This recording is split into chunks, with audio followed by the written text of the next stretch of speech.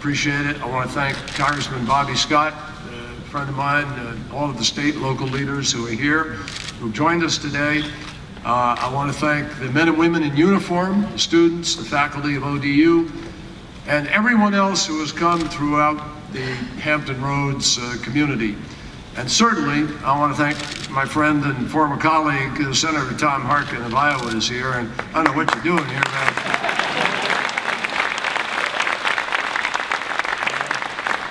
He's been my partner on these issues for many, many years, and I'm really delighted to see Tom here.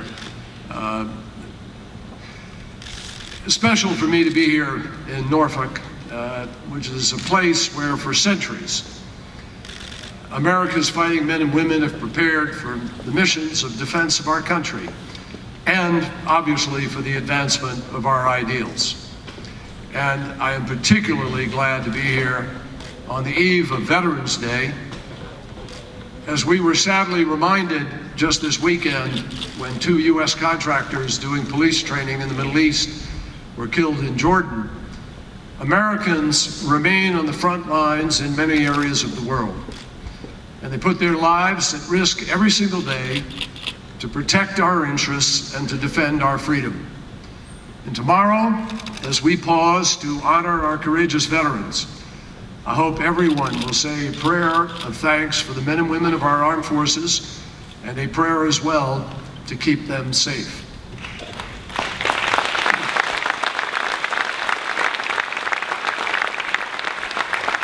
On that note, let me say a special word of thanks to America Luna, herself, as you heard, an Army veteran, 2 tours of duty in Iraq, and also a student here at ODU. And I'm very grateful to her, first for her generous introduction, but I'm also really much more grateful to her for her commitment as a result of her service to help fellow veterans do the transition as they come out of the service and work through either issues or work into the private sector. I was a few years younger than Ms. Luna when I joined the Navy. And being here in Norfolk, and frankly earlier this morning over at the base, took me right back to that time, which you can tell from the color of my hair, obviously was many years ago. But this morning, I had the privilege of helping the Marines assembled aboard USS San Antonio to celebrate the Marine Corps birthday, 240 years. It is a great day for the United States Marine Corps.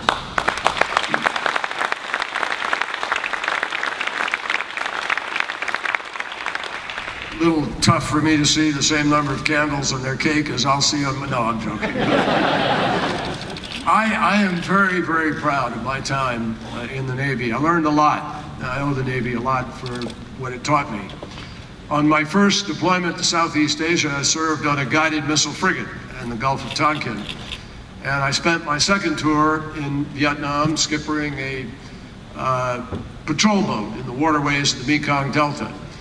Obviously, it was a complicated time, but I remember being struck by the incredible natural beauty of the rivers of the Delta, as well as the constant movement of people and goods along it.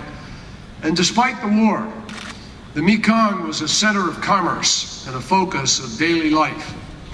It remains that today, in much the same way that the Grand Harbor of Norfolk is in fact central to life here.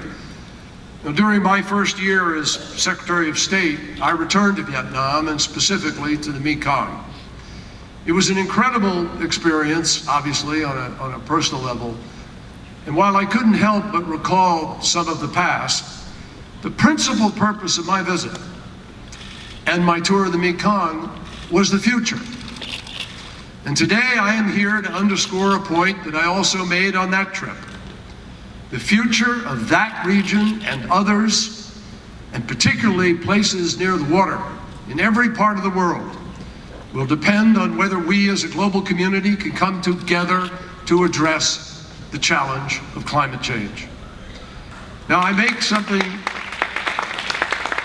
say this very clearly because I'm proud of it. I am an environmentalist. I came to the table as an environmentalist long before I became Lieutenant Governor of Massachusetts, let alone Senator. I've been environmentalist all my life. But the reason I have made climate change a priority in my current role as Secretary of State is not simply because climate change is a threat to the environment. It's because by fueling extreme weather events, undermining our military readiness, exacerbating conflicts around the world, climate change is a threat to the security of the United States, and indeed to the security and stability of countries everywhere. When we talk about climate change, we're not just talking about the harm that is caused to the habitat for butterflies or polar bears, as some people try to mock it, as serious as those effects might be. We are talking about the impacts on people everywhere, of severe droughts, rapid sea level rise. We're talking about the impacts on whole cities of unpredictable and uncontrollable extreme weather events. We're talking about the impact on entire countries of fundamental shocks to the global agricultural system. And when you factor in all of these things, my friends, you can see why when we talk about the impacts of climate change, we're not just up against some really serious ecological challenges. We also have to prepare ourselves for the potential social and political consequences that stem from crop failures, water shortages, famine, outbreaks of epidemic disease, which we saw a near brush with Ebola in 3 African countries last year. And we have to heighten our national security readiness to deal with the possible destruction of vital infrastructure and the mass movement of refugees, particularly in parts of the world that already provide fertile ground for violent extremism and terror. Long story short, climate change is not just about Bambi, it's about all of us in very personal and important ways. Now, those who paint climate change as just another partisan political issue actually don't like to hear that line of argument. Last year, when my friend Chuck Hagel, our Secretary of Defense at the time, argued that climate change and security were closely linked, the editors of one major newspaper actually labeled him a tree hugger. And before that, when I made the same argument, one prominent politician called on me to resign. Now, believe me, I wish I were wrong about this. It would be better for all of us if I was exaggerating the urgency of this threat. But the science tells us unequivocally, those who continue to make climate change a political fight put us all at risk.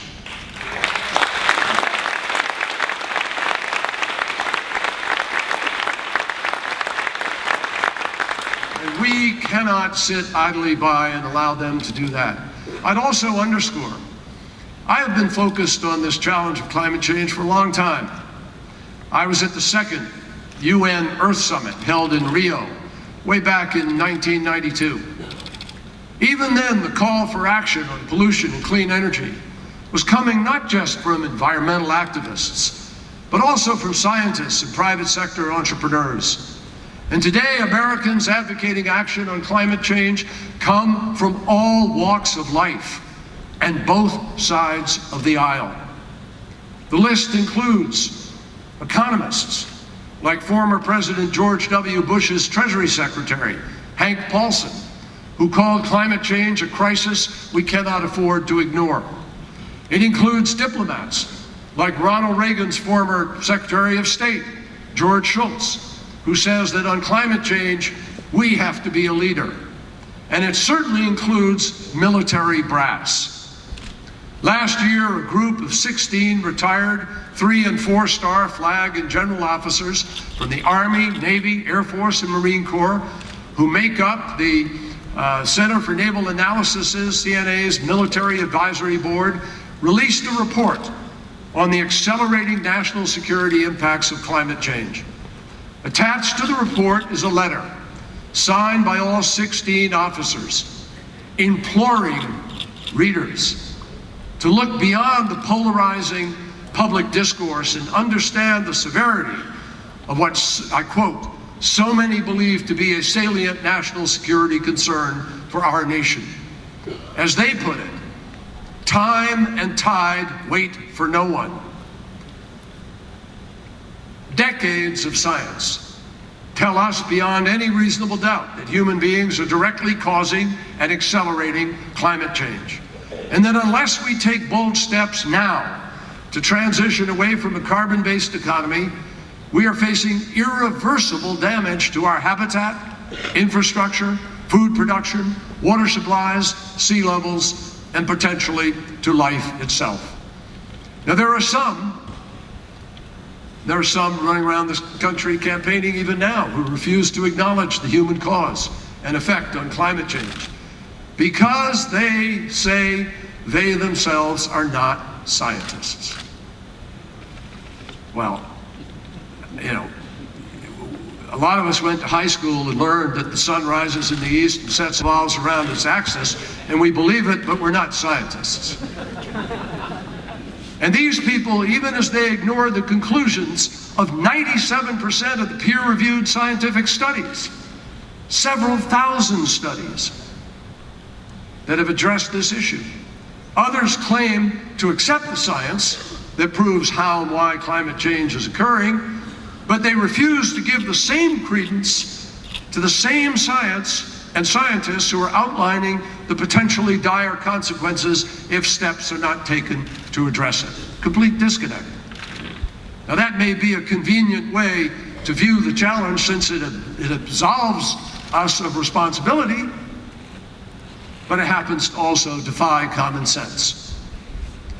As any sailor, Marine, soldier, airman, or Coast Guardsman will tell you, you don't have to wait until you're 100% certainty of an imminent threat before you take action to prevent it. And no one in the United States military would hesitate. Some skepticism, I'm sure, is understandable. It's even important. But at a certain point, folks, if it causes you to wait too long or to ignore reality altogether, it becomes very dangerous. You certainly don't need to be a scientist to see that our climate is already changing. How many of you are under 29 years old here today? Raise your hands. Under 29. I know a lot of you want to. I'm sorry. But, well, those of you with your hands in the air, I want you to know, you can put them down. I want you to know you haven't lived through a single month that was cooler than its 20th century average. Not one. Think about that. It means that what used to be normal no longer is. The past decade was the hottest on record. The one before that was the second hottest on record. The one before that was the third hottest on record. You beginning to get it? 3 decades in a row, 19 of the 20 warmest years in recorded history have occurred in the past 2 decades. And this year, my friends, is on track to be the warmest of all. In recent years, what we used to think of as extreme weather has started to become plain old weather. In some places, the kind of flooding that happened every 500 years or so is now expected to happen every 25 years. Americans living in California are currently experiencing one of the longest, most severe droughts in their state's history. And it's hard to even turn on the news without hearing about a record-breaking storm, drought, or wildfire. And it is well known by now that these kinds of events are expected to become more frequent as our planet warms and our glaciers melt, as our seas rise. In other words, this is going to be like Mother Nature on steroids. And that is going to have very real impacts on our communities, on our economy, our military, and it will exacerbate the development challenges that we already face. Now, the physical security implications are really pretty straightforward. I went to Tacloban in the Philippines not too long after Typhoon Haiyan, just, what was it, in 2013, after I'd become secretary. No words can do justice to the level of the destruction that they experienced or that I saw. An entire community leveled, Water up to the second floor of the airport's traffic control tower. Cars, homes, and lives turned upside down. And as we flew in, we saw trees scattered like toothpicks along the mountainside. And most devastating of all, the storm killed more than 5,000 men, women, and children. The cost of rebuilding after a storm like that is astronomical. Last year in the United States, there were 8 extreme weather events that came with a price tag exceeding $1 billion. That is $1 billion or more spent to rebuild and reinforce after each individual event. 8 billion. And we're struggling to find $3 billion for the Green Climate Fund for the talks in Paris. When extreme weather leads to natural disasters and humanitarian suffering, guess what? Our military responds, and they respond bravely and with great skill. But it takes our troops away from work on other important missions, which leads me to another major factor and another major reason that climate change is a security threat. It has a direct impact on military readiness. Now, of course, this is something that folks in Hampton Roads know pretty well. Norfolk Naval Station is the biggest naval installation, not just in the United States, but in the world. And the land it is built on is literally sinking. Local sea levels are rising twice as fast as the global average. The waters have already crept up 1.5 feet since the 1920s. The streets now flood when there's a rainstorm at high tide. And the Virginia Institute of Marine Science has projected that if the current trends hold, the sea in Norfolk could rise by 5.5 feet or more by the end of this very century. That's within the life expectancy of a newborn child today. Think about what that could mean for this base and this community and for the 28 other military facilities in the Hampton Roads area. Think about what that could mean for the U.S. Navy fleet, 20% of which is home ported nearby. I just left one of the ships, the USS San Antonio, where I was briefed on what's happening in sea level rise in the East Coast. This region, next to New Orleans, is the most impacted. And they talked to me about the preparations they have to make and are making now in order to try to deal with this. What's causing most of this sea level rise is the 1-2 punch that is mandated by the laws of science, not politics, science. As ocean water warms, it expands. But that's not all. As the atmosphere warms, ice all over the world melts. Now we're seeing this dramatically in the Arctic, from the great glaciers of Alaska, which President Obama and I visited to try to point this out during this last summer, to the massive ice sheet of Greenland. Now it may sound kind of flip to some of you, but what happens in the Arctic does not stay in the Arctic. Make no mistake about it. Arctic ice melt is contributing to sea level rise right here in Norfolk, now. And the national security implications of a changing Arctic were a key factor in my deciding to make addressing climate change a central element in our current chairmanship of the Arctic Council. Now, ice that is in the Arctic, as all of you know from your science, displaces water. And so as it melts, it doesn't have the same impact except for that above surface, etc. But ice on Greenland is on rock. It is not currently displacing anything. And you can look there in the summer and see a torrent, a river, racing underneath that ice out into the ocean as it melts away. And you can look at graphic images, digital, of that shrinking ice mass year by year over the last years. Just go Google it, look it up, you'll see it. If our military vehicles are unable to move anywhere in the region, here or elsewhere, because they're up to their axles in water, and all the roads leading in into out of the base here are flooded, that affects military readiness.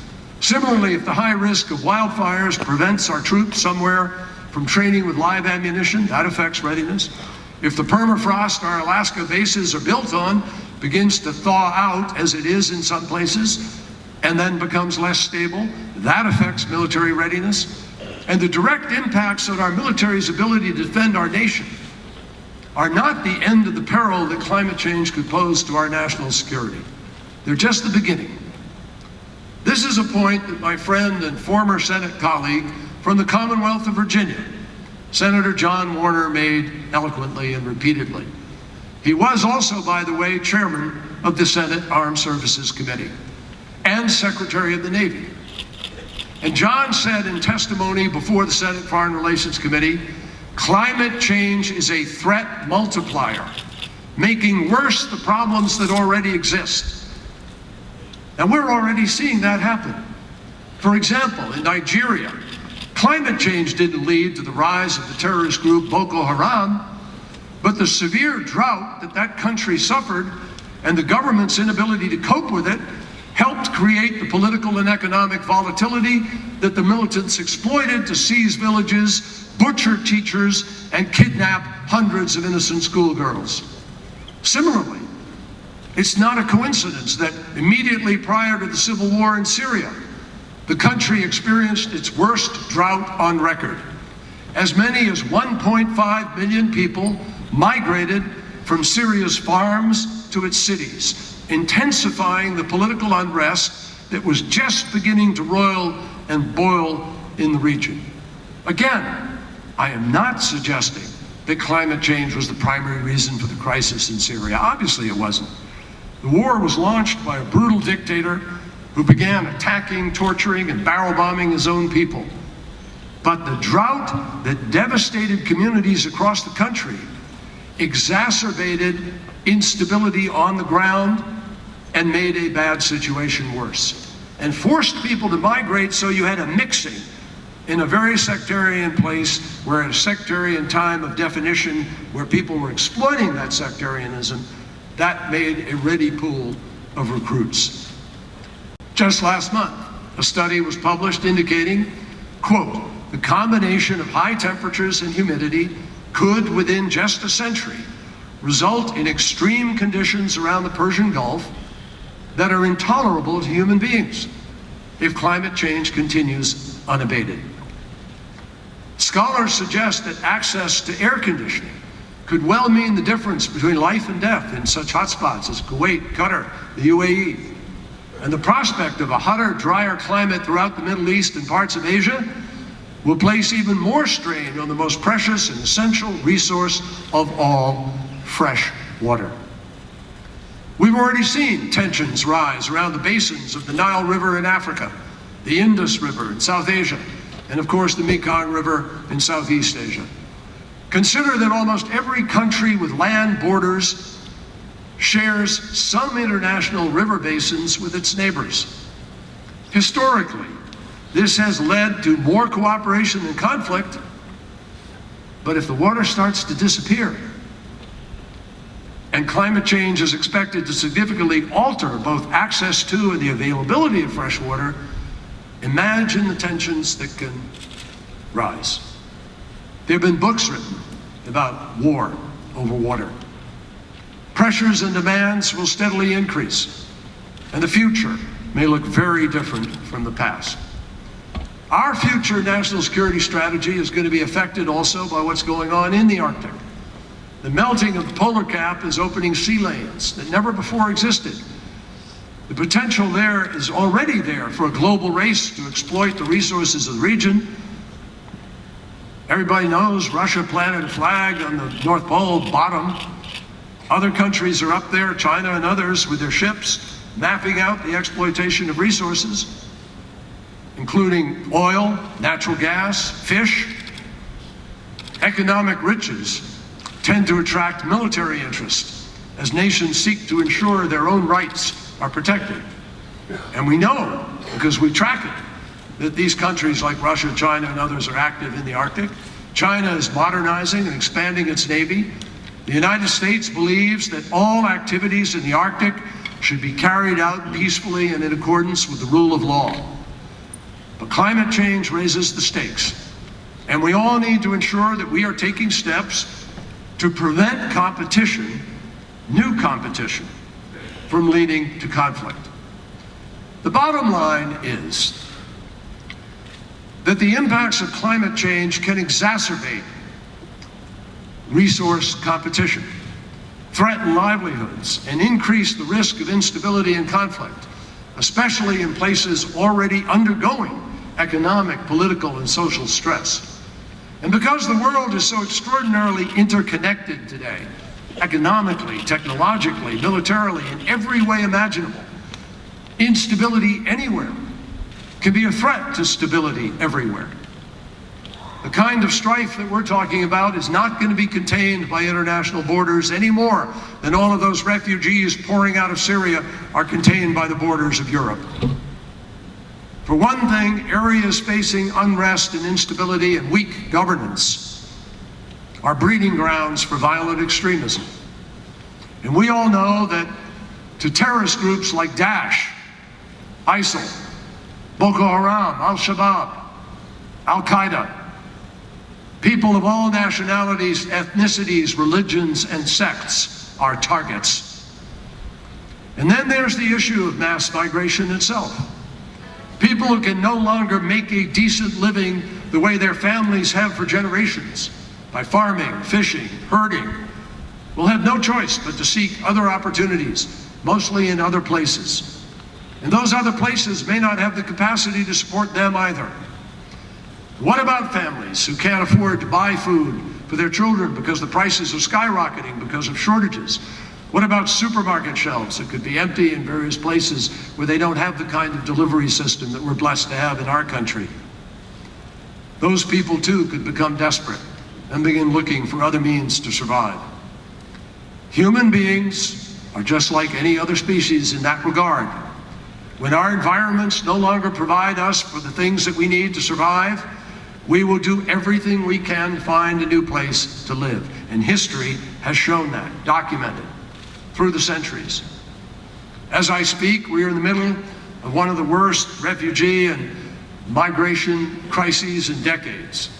And I would underscore, unless we are able to respond to the urgency of this moment, the horrific situation that we are viewing today may deteriorate exponentially in light of more intense droughts, rising seas, and other impacts of climate change. Now, there's no question that this is a complicated picture, and in places, it's a grim one. But the good news is, and there is good news, folks, this is why this is so frustrating, to be honest with you. There's nothing preordained about the course that we're on. The challenge that we face may be immense, but, and I cannot emphasize this point enough, it is not insurmountable. To start,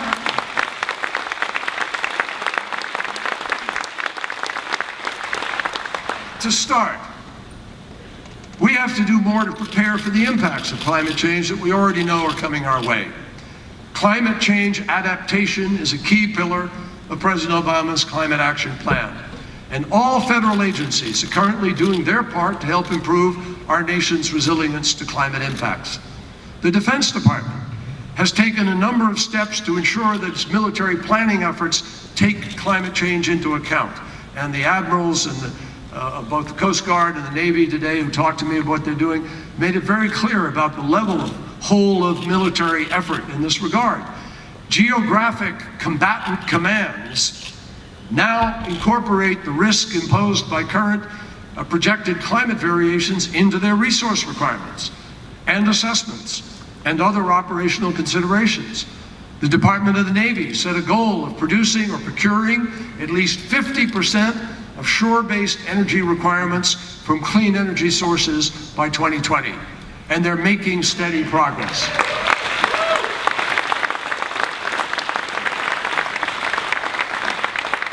Just last month, the department announced a 10-year agreement with Dominion Virginia Power to supply solar energy for Naval Station Norfolk. Ensuring our military is as resilient as possible will require unprecedented cooperation at all levels of government. And the pilot program housed right here at Old Dominion University is a perfect example of the type of coordinated effort that we need to deploy from sea to shining sea, folks.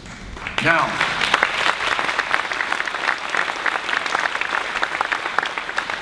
because the Hampton Roads area is particularly vulnerable to climate change, the Defense Department recognizes that the risks extend beyond our military facilities to the roads and bridges off base that are used by military commuters, as well as employs state-of-the-art tools to help address the fragility and risk of instability around the world. By overlaying an analysis of climate vulnerability with those assessments, we think we'll be able to better identify areas where combined risks are particularly high and where there are critical opportunities for conflict prevention and resilience before it is too late. And here's the upshot.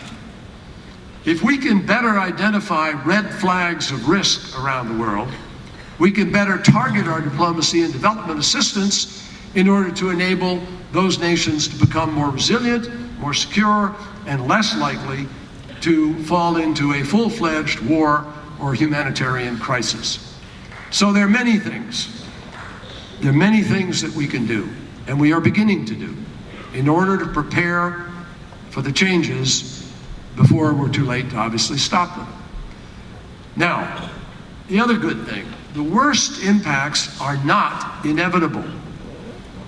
We still have time to transition to a global clean energy economy and put the world on a much safer, much more sustainable path. And believe me, if we let the opportunity to do so pass us by, it may be the primary thing that our generation is remembered for. Folks, I believe the solution to climate change is not some pie-in-the-sky theory. It's not sitting in some professor's mind or desk somewhere in the world waiting for them to pronounce it. It's here, now. We see it. We know what it is. It's called energy policy. And the sooner we can move rapidly to a low-carbon economy and lead the world in the new technologies to do so, the sooner we will solve this problem in its entirety. It's that straight.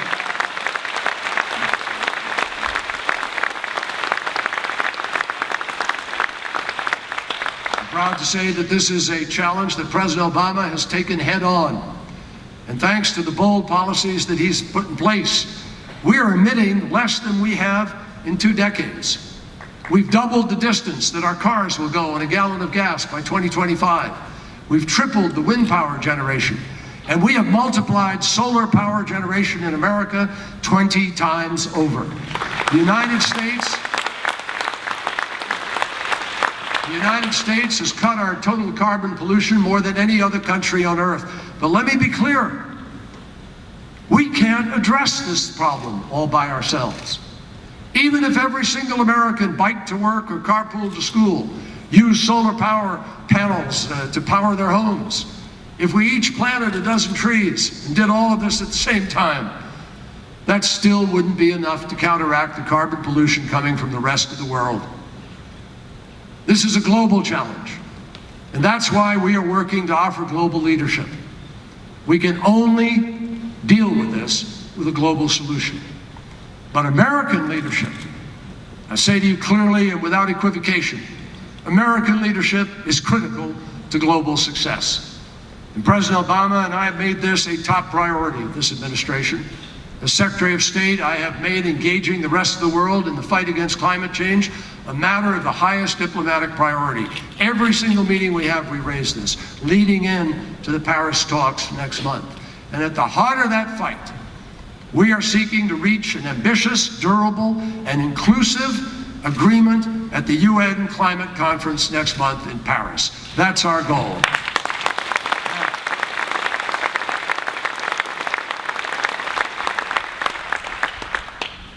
That's not just talk. To that end, we have already, for the last years, been working closely with countries on every continent to help them change their energy mix and move away from cheap, high-carbon energy sources like coal. Now, sometimes these conversations are difficult, particularly in places and states like this where it's mine. I get it. It's hard. But what's a lot harder is explaining to people later on down the road why, when we had other alternatives available to us, we didn't turn to them. Other nation points, I hear this all the time, they point to America's own industrial revolution during which we were developing and growing and polluting without constraint, and I might add, without awareness. And they argue that they only want what we had, the chance to expand their economies in the same way. And in response, we explain that the United States did not know the damage we were doing to the planet. We underscore that we did not have the smarter, cleaner, and more efficient energy opportunities that exist today. And we point out that these new technologies and practices will only become cheaper and easier to deploy as countries embrace them. Now, I have been deeply immersed in this issue, in this international debate, for decades. And the question of whether the United States would be willing to make the same tough choices that we advocate to the rest of the world, that question has dogged us from the start. Recently, we had the opportunity to prove that the answer to that question is yes. This past Friday, I informed President Obama of the State Department's my determination that permitting the construction of the Keystone XL pipeline is not in the national interest of the United States.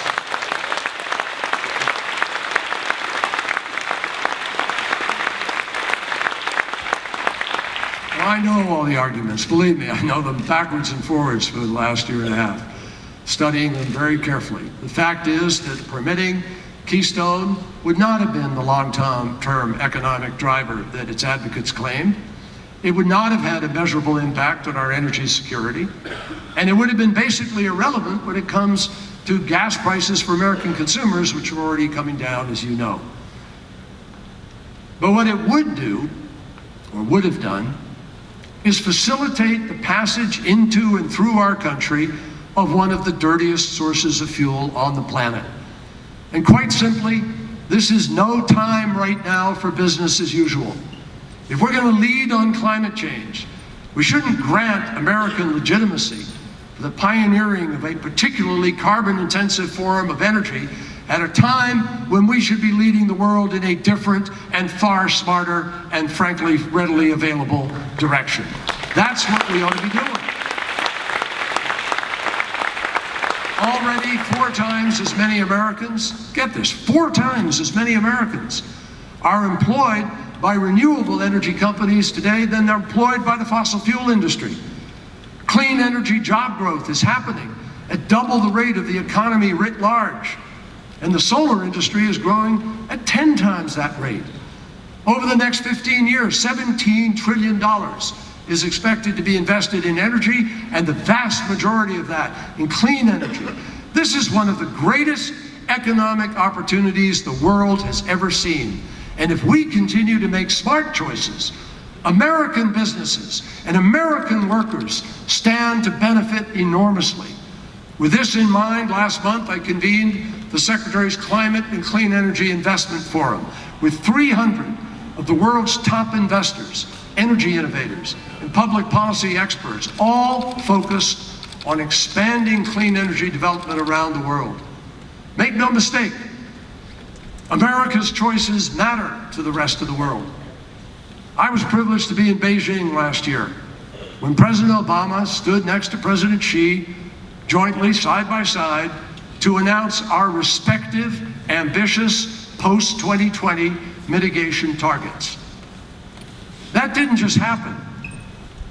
We'd gone over there the year before and sat with the Chinese who were opposed to what we were trying to do in Copenhagen and in Kyoto, and we talked them through it and pointed out how this is opening markets for all of us. That moment brought new hope for the potential of landmark progress leading into the Paris negotiations. And I am pleased to say that as a result of China and the United States standing up and announcing together that we would together announce our intended national determined contributions to reductions, INDCs as they're called. By doing that, today I can tell you that more than 150 other countries, representing nearly 90% of the world's emissions, have now announced their own targets. That's leadership.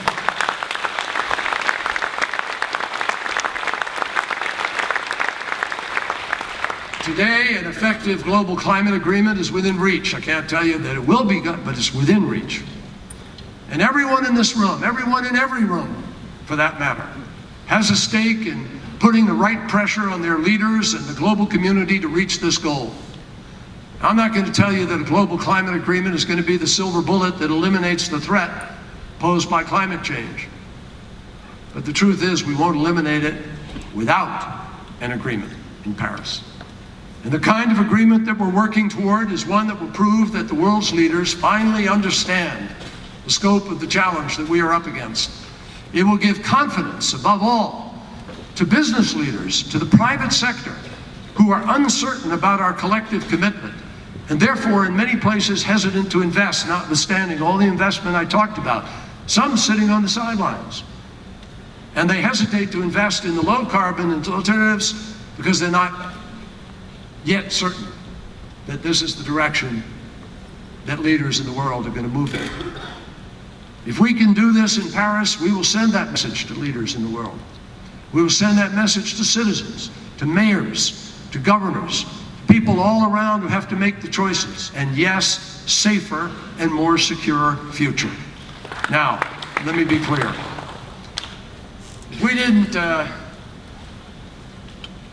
we don't act with greater boldness now, it could be the single most profound betrayal by one generation of another or of others in history.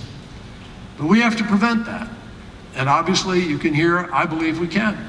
It's not too late to curb emissions, to limit the damage, to seize the environmental and the economic and the security benefits of a cleaner, greener energy future. The United States is the world's greatest innovator. We are proud of that. And in Paris, we intend to send a clear message to the rest of the world that we are committed to solving this problem. And thanks to America's private sector ingenuity, we are seeing enormous breakthroughs in battery storage, new frontiers of renewable energy. In the military, we're seeing important developments in the way renewable technologies are being used. For example, our military was the first to deploy solar panels to the field in Afghanistan in order to reduce the reliance on fuel convoys. This is a military town.